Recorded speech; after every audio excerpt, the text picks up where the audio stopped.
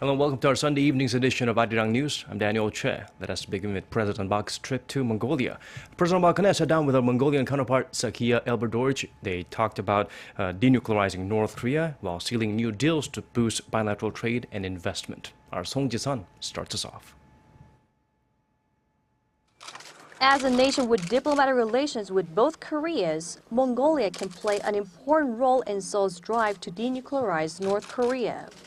At summit talks in Ulaanbaatar Sunday, President Park Geun-hye and her Mongolian counterpart reaffirmed their initiative for a nuclear-free Korean peninsula, vying to continue joint efforts for peace and stability in the region. 앞으로도 저는 지역 안정의 가장 큰 위협 요인이 되는 북한의 핵 개발 등 각종 도발에 대응해 나가는 데 있어서 몽골 측과 계속 긴밀히 협력해 나가고자 합니다. The two countries have agreed to cooperate in denuclearizing the Korean peninsula and ensuring peace and security in the region.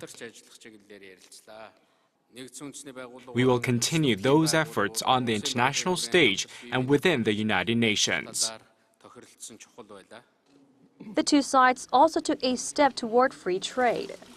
To further strip back trade barriers, the two leaders agreed to begin discussions for an economic partnership agreement, a pact similar to an FDA, which helps boost trade and investment.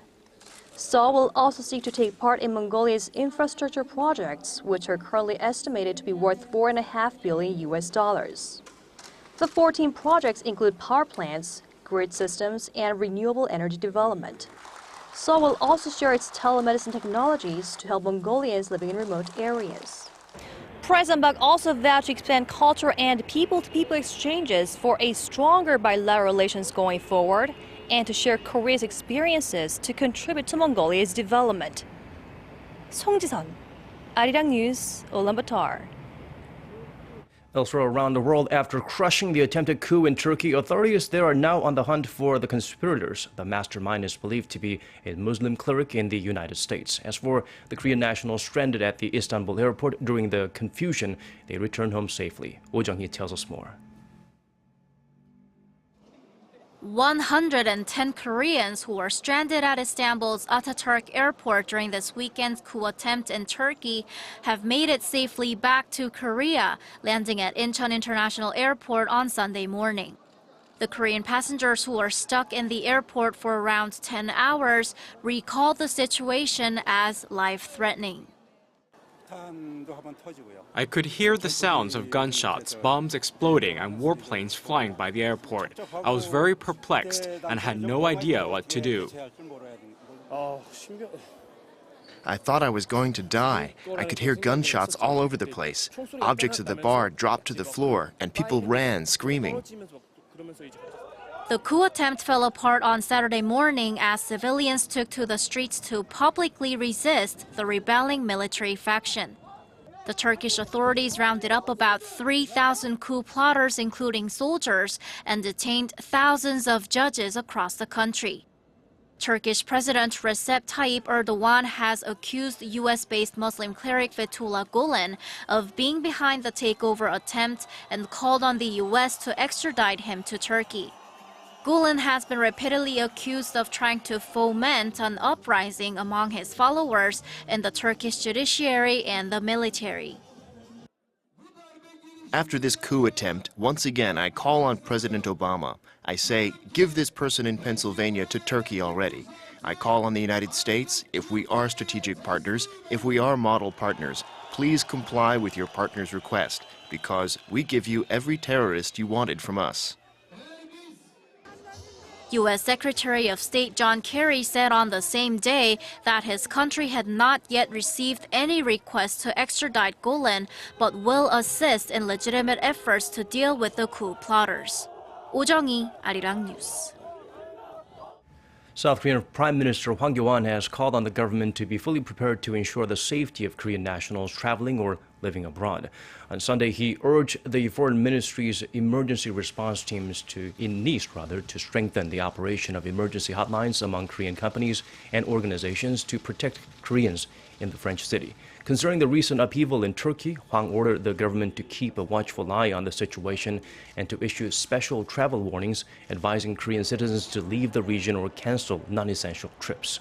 The government also sent a rapid response team to Turkey on Sunday, consisting of a foreign ministry official and a police officer to guarantee the safety of Korean nationals still in the country.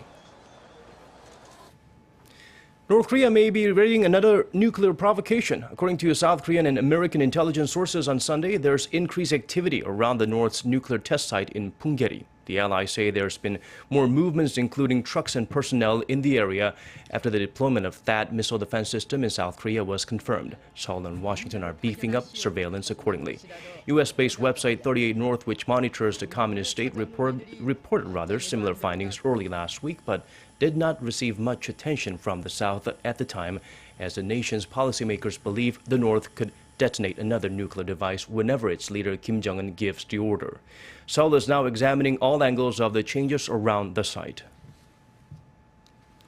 South Korean and American governments unveil plans to reassure Koreans that THAAD missile defense system does not pose any risk to human health or the environment. On Monday, the U.S. will allow Korean media to tour a similar system in Guam.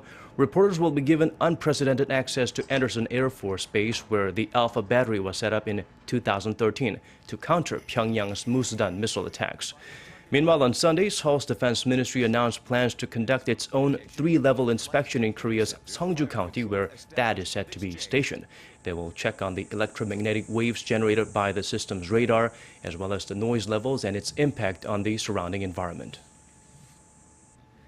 As Korea celebrates the nation's Constitution Day, National Assembly Speaker Chung Se-kyun reiterated his call for a comprehensive revision of the Constitution. He was speaking at an academic forum on Sunday to mark the 68th anniversary of the country's founding document. Chung said the 20th National Assembly has a historic task to amend the Constitution to improve politics and present new visions for Korea. However, the ruling Saenuri Party's floor leader Chung Jin-seok said the matter needs to be approached with more caution, as a constitutional revision could divert attention from more urgent livelihood issues, such as revitalizing the economy. According to a recent survey conducted by Yonhap News on all 300 National Assembly members, 8 in 10 support the move. New data shows South Koreans have directly bought and sold significantly fewer foreign stocks so far this year. According to the Korea Securities Depository, from January through June, direct trading of foreign shares by Koreans totaled $6.23 billion, a decline of more than 15% from a year earlier. Compared to the latter half of 2015, that's a decline of about 7.7%. The driving force behind this trend, instability in China. The trading volume of Chinese stocks in H2 last year plunged more than 70% from 1.86 million down to just 550,000. However, industry analysts say the trend is temporary, with investors concerned about a shaky Chinese economy prompting more interest in the European markets.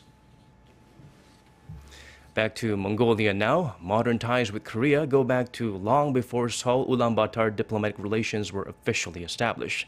They started in the field of medicine. Kan Kim takes a closer look at Korea's various medical exchanges with Mongolia, which continue to the present day. Korea and Mongolia established diplomatic ties in 1990, but their first exchange dates back to 1914 when a Korean doctor arrived here, laying the foundation for future cooperation in the medical field. His hard work and dedication have not been forgotten at the Mongolian National University of Medical Sciences, where Korea's medical services are actively being implemented. This baby has come with rashes on his chest and arm, and the doctor gives a diagnosis of linear morphia. As I told her, the dangerous things of linear morphia is to affect the growth of the arm. Linear morphia is easily curable but can be fatal for babies. His head sometimes tilts to one side. I heard there was a Korean doctor here, so I wanted to find out what was causing the problem. Since signing a partnership agreement with a Korean medical school, Korean doctors have been coming here regularly to share technology and train local doctors, seeking to set up a similar medical system in Mongolia. Korea is also looking to expand exports of hambang, a traditional Korean medicine, to Mongolia. Acupuncture has been especially popular for locals, as patients say the effects are incomparable to any other treatment. At first, I went to a Mongolian hospital for acupuncture, and I was hospitalized for 2 weeks. But I didn't feel any better. I heard there was a Korean doctor here, so I came for treatment. There are many similarities between Korean and Mongolian Oriental clinics. Acupuncture for Mongolians is a good fit, and the herbal medicine is of a high quality, so the treatment at this clinic is very effective. After receiving treatment here, patients say they feel much better. Since this clinic opened more than a decade ago, around 267,000 patients have come here for treatment. This figure includes repeat patients, but considering the population of Mongolia is only 3 million, it shows how in demand Oriental medicine is here. The Korean medical system is on stable ground in Mongolia, and doctors in the country say the task now is to bring in more Korean physicians regularly and bring in infrastructure to develop a long-term medical system fit for the country. Connie Kim, Arirang News, Ulaanbaatar. The 2016 U.S. presidential election has boiled down to this. Republican and Democratic parties are set to hold their party conventions in the next 2 weeks to officially nominate their candidates. Amid the heat, minority civic organizations are actively engaging in voting campaigns. Park Ji-won has the latest in the race for the White House. A group of Korean American students are approaching shoppers in Fort Lee, New Jersey, aiming to help them with voter registration. They are summer interns at a civic organization called Korean American Civic Empowerment. We just realized how not much of an impact our Korean Americans had in the politics, in the American politics. So we wanted to take an opportunity through our activities such as voters registration and kind of letting the Korean American community know about the U.S. politics and how we can get more involved. Founded in New York in 1996, the organization has helped around 35,000 Korean Americans register to vote, as they believe voting is the most effective way to make the community's voice heard. Raising voter turnout is their main goal, among other things. We want to significantly boost the voter turnout rate of the Korean American voters across the country. Since 2014, the group has been holding an annual 3-day conference in Washington to reach more Korean Americans. Every year, 500 Korean Americans from about 20 states, they join that conference and they discuss how we can improve our civic engagement. There are about 100 Asian American civic organizations in the U.S. aiming to protect the civil rights of Asian ethnic minorities. Headquartered in New York, the Asian American Legal Defense and Education Fund is one of those organizations. An official says one of their most successful programs is their own Asian American exit poll. We started this in 1988 to report out to the national media what the Asian American electorate looks like, how they're voting, and what issues are important to them. So hopefully we can be included in the conversation, and elected officials will start paying attention to our community. And hopefully that translates into our community receiving the assistance and the attention that it deserves. Studies have shown that high minority voter turnout played a huge role in President Obama's win in the last 2 elections. That, coupled with forecasts that the 2016 electorate will be the most diverse in U.S. history, these minority groups' proactive civic and voting engagement campaigns could also become a big part in who takes the White House come November. Park Ji-won, Arirang News, Washington. Now for a quick look at the weather before we go. Precipitation-free yet cloudy and damp conditions will continue in the early stages of the week here in Korea, but nationwide showers beginning from Wednesday, so be ready for that. Seoul, Daegu, and Gwangju will all start the day at 21 degrees Celsius, and then the mercury will shoot up all the way to 30 in Seoul and Daegu, 31 in Gwangju as well. Let's check out the weather conditions in other parts of our world.